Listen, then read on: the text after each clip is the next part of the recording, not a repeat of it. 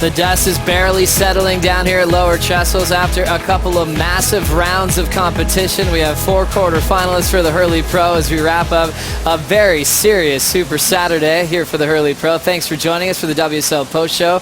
Joe Chappelle alongside Strider Raspberry Wazalewski, former big wave champ Peter Mell. Good afternoon. Where do we begin I know. on a day like today? We're still trying to just sort out all these crazy heats that went down. Starting off with the wave quality, Pete, we knew there was going to be surf today. People were kind of coming in with mixed reviews in the first couple of heats of the day. It got weird, didn't it? Right there, right when it kicked in. But then it did come around, and there was some amazing surfing being done. Yeah, trying to digest all of it. But the surf came through. I think that even picked back up again through that afternoon. I think that we got out of that Tahitian Tuamotu shadow, and sure enough, we got some surf on hand. Strider, we had some really fun winners. One, Alex Ribeiro, just in this last heat, into the quarterfinals. Before this, he had only won 1 heat before his whole rookie year on tour. What a turnaround for competition for the rookie from Brazil. Yeah, you know, it was something I actually talked to Miguel Pupo about, and I wanted to actually talk to all the Brazilians about it because I wanted to know what was going on with this kid that made the tour. I mean, he won the QS, and then all of a sudden he can't make 1 heat. I was tripping on him because I've seen him surf so good, and he's been kind of a lone wolf on his own, kind of a deer in headlights, so to speak. Everybody said that he's just kind of off wandering, and at this event, Miguel Pupo pulled him aside and said, "Hey, you are such a good surfer. Go out there and surf the way you usually surf. Just have fun and enjoy the moment. You got nothing to lose at this point." And after he said that to me, he said, "Hey, watch this. He's going to win this heat." And sure enough, he went out there and he won that heat. Impressive. Also, I caught up with Neko Patarats today, Pete, and we talk about people getting in the corner of someone they believe in, especially representing Brazil. Patarats shared the same message with him in a free surf back in their home country, saying, "Why aren't you doing these airs in competition? That's all I want you to do at Lower Trestles," and he did that. One of the things I think happens when you get a rookie on tour is that you feel like you need to refine your surfing to be something different, or you know, but instead of, I mean, we saw it with Matt Banting, and Matt Banting too needs to just surf how you got here, and that's how you got here. You're good enough to do this, and that type of surfing can win heats, and I'm stoked to see Alex get it. I think he's got great equipment too. I mean, that board looks just butter under his feet. He's doing stuff that we have not seen out of him except for when he was on the QS, so good on him. Now we get to see Alex Ribeiro surf with confidence, really for the first time this whole year at a canvas called Lowers, which has really been the place where the Brazilian Storm was created. Remember Heitor Alves? This guy would always get quarters at least at this venue. It caters to that rampy air section on the left, and obviously Ribeiro was getting a lot of his big scores on his back end today as well. Yeah, he's got a mean whip. I mean, the guy coils up. He's all up in it. He's got a lot of power. He's got a lot of flow. He's got, you know, the rest of the Storm, excuse me, behind him. And I love to see him in the corner again with those guys, you know, huddled up. I just feel like he hasn't done it all year. And to see that and know that that's just that headspace thing that we've talked about. That's so big. And Neko went on to say, kind of match what Barton Lynch was talking about yesterday, Pete, that everyone's just so good. Stop there.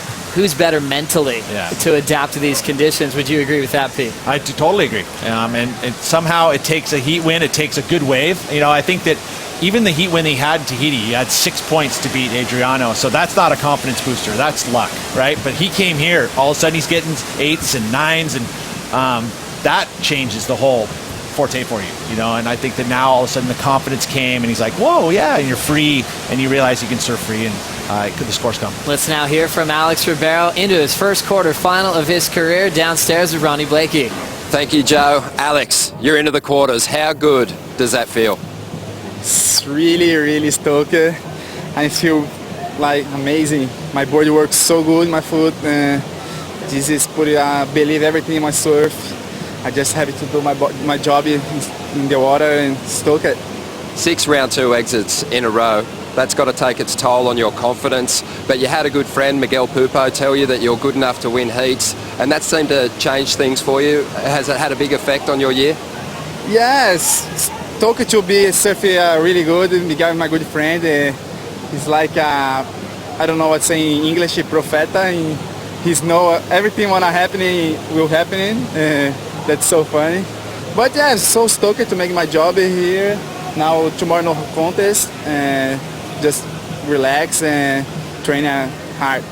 Absolutely. You had a heat win over in Tahiti, but we all sensed that you weren't really celebrating that win because it was a low-scoring heat. But at this contest, you've had a number of high scores now. What's it feel like to be putting up big numbers every time you hit the lineup? Yeah, in Chopo, I had a really slow condition in my second round with Adriano. It's really bad waves, but I got my first win the year. And here, the waves look like my home spot. And I'm so comfortable surfing here. My board work really good. And yeah, I'm in quarterfinal now and go straight. Mate, it's been great to see. You've been one of the happiest characters on tour despite your bad run of results. Now you're getting some big results. It's great to see. Good luck in the rest of the event. Yeah, thanks so much. My year just started right now for me. Yeah, I have four contests still, 3 contests after this. Yeah, I have to put everything in the water, work it really hard, and yeah, let's keep it. Keep smiling, keep ripping. We'll send it back to you guys. Thank you very much, Ronnie. Alex Ribeiro, definitely one of the happiest rookies on tour. Win or lose, he's always smiling. Dealt with the injury down in Manly before the season started. Was in a cast of the WSL Awards show. He's gaining fans for good reason as he's into the quarterfinals. We've seen pressure on both sides of the coin from the World Title Showdown, but also the requalification story. It sometimes even feels like more pressure for guys competing for their jobs, Strider. Well, that wasn't just a fan. That was Kelly Slater taking a selfie with him. Big fan. That's a pretty good fan right there. And you can tell he's psyched to see him. He's been happy all year. How good is Kelly, too? But the reality is he's finally putting up numbers. I mean, he's going to go through the roof tonight. You guys are going to go party, I think. Well, I got a day off tomorrow. Yeah. Good to see. Well, obviously, on the other side of the coin, a heavyweight day for the world title contenders, and probably a great day for Matt Wilkinson, who was knocked out in round 2. John Florence, Gabriel Medina, Ace Buchan, Julian Wilson, all these guys had chances to really take advantage of this hole on the Jeep leaderboard, and we saw things just absolutely change. John Florence going down to Brett Simpson. Did you see that one coming, Was? You know, I didn't predict it was going to happen, but I said that it could happen, and very easily. The fact is that Brett has nothing to lose, and you know, he got out in the water and he knows how good this guy is, so he just didn't want to look bad. I mean, look at how good that turn is, but it was one good turn, and that's not enough. You need to be throwing down 3 or 4 of those things. That turn was ridiculous when you really break it down. He was going so fast when he came into it. It was just out of control. But Brett just held his line, held his composure, and did just the same thing. Nice, beautiful open face, threw down the big air, got an excellent short. Well, Pete, you were kind of wondering, would Brett get the role that Dusty did, that Seabass did, coming back as a wild card, and he did succeed in doing that now for a couple of times in this contest. Well, he was in rhythm in this heat especially. I mean, you could just see the quality of the waves he was on. Completely, every time he got to the outside, had priority. A good wave would come. He executed and didn't make any mistakes. So that part is why he won this heat.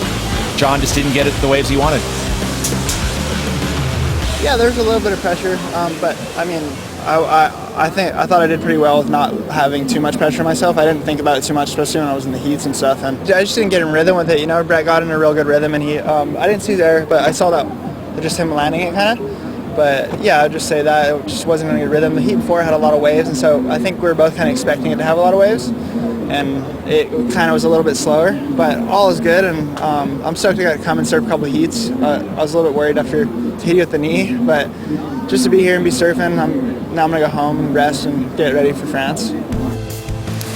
John talking about the pressure. He turned in a couple of 4s, some of my favorite 4s from the season with those big first turns. Unfortunately, couldn't find anything else on the inside corner, and the local hero, Brett Simpson, 833, 683, turning his personal best result in and doing it as a wild card. Maybe that break off the CT has really done him some good, Strider.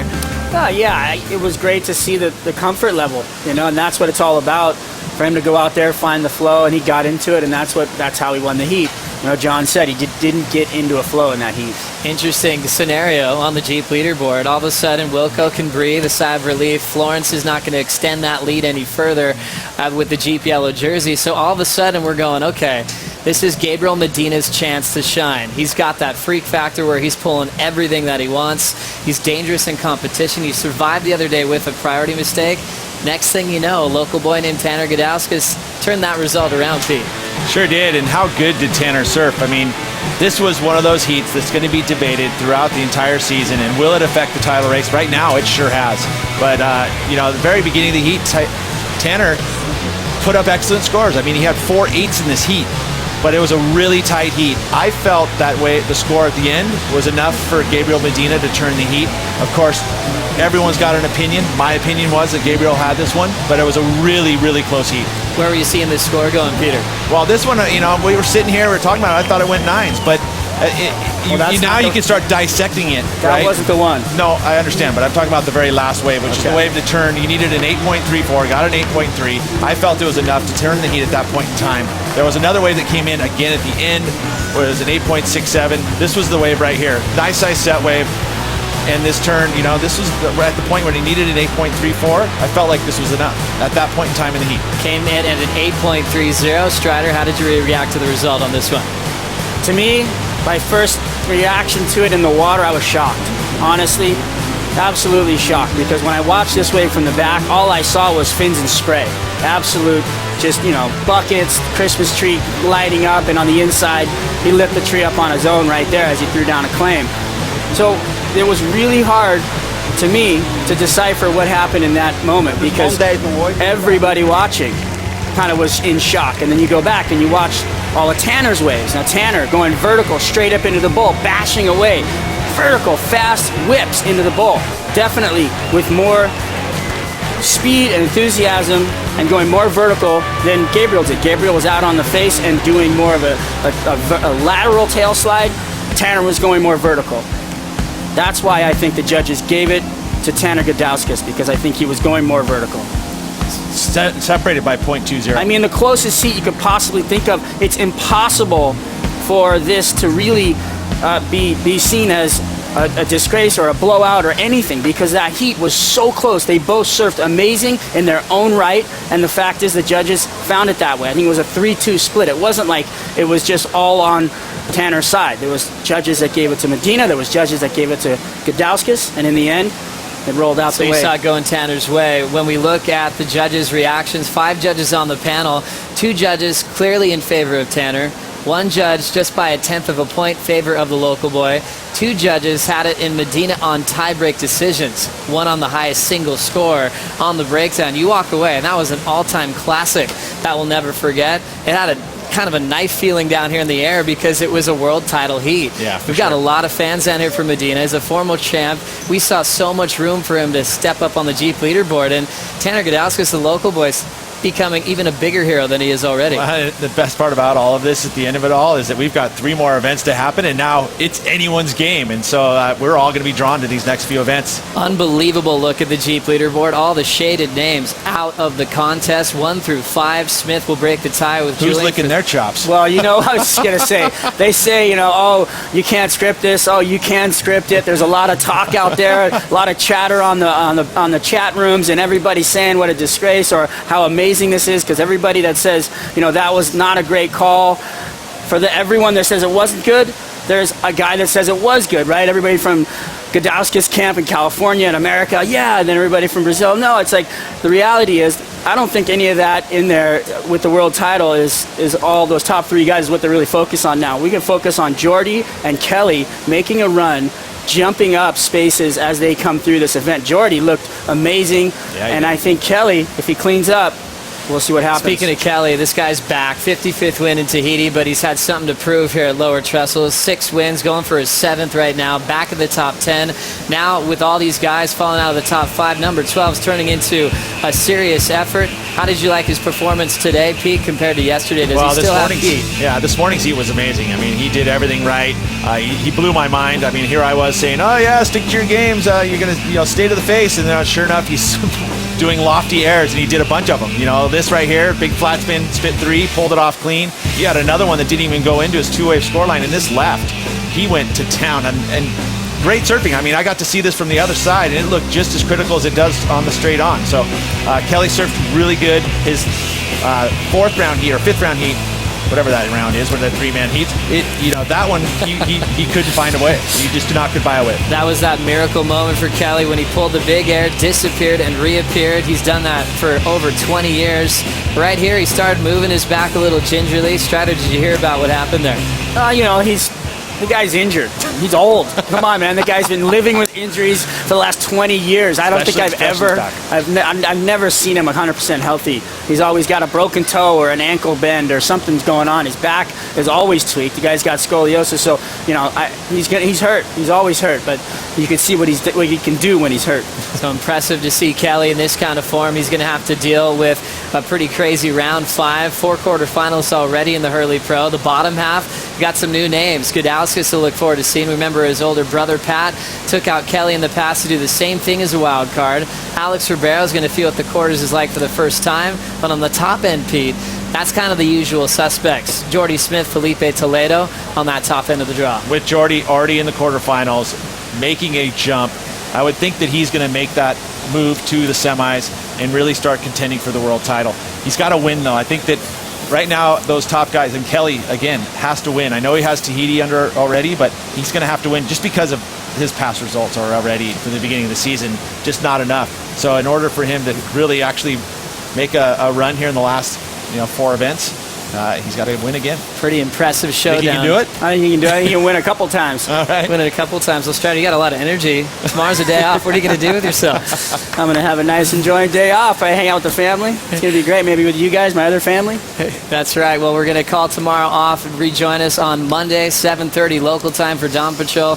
Till then, enjoy WorldSurfLeague.com. We'll leave you with some crazy highlights from the top seeds getting knocked out of the Hurley Pro. And we'll see you early Monday morning for the morning show.